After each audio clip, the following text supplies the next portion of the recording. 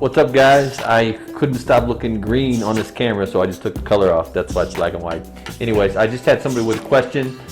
They went to our post that helps you determine whether you're a quad or glute dominated jumper. I will post the link below so you can go check it out if you want. His question was, I found out I'm a quad dominant jumper, which most of you are, and that's fine. And he said, should I then, because I'm a quad dominant jumper, should I be working on my glutes or should I be working on my quads? Which one should I be focusing on?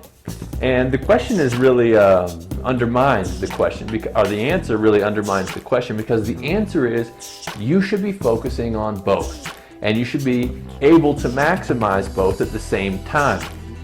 Unless you have a very specific reason that your training economy or your time doesn't allow you to focus on both your quads and your glutes and the other things that we focus on in order to improve your vertical leap, you should be focusing on them all.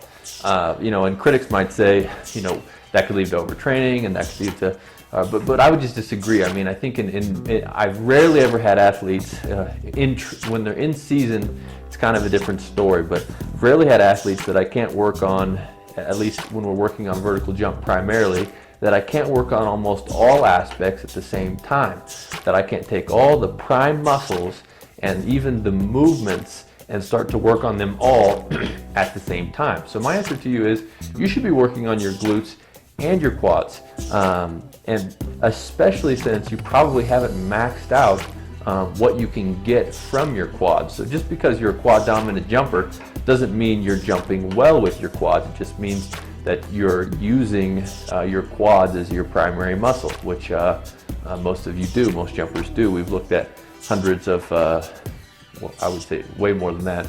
We have lots of still images of when jumpers take off, and we've even been able to strap them up with our EMG material, what muscles are activating, and it's quad dominant, some people would say.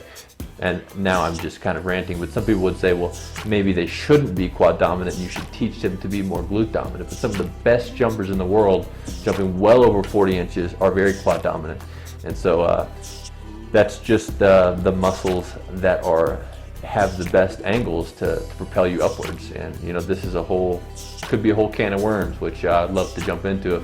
If people disagree with me, I'd love to discuss that. But anyways, if you have questions, let me know. Check out the link so you can see the original article, and we'll talk soon. Bye-bye.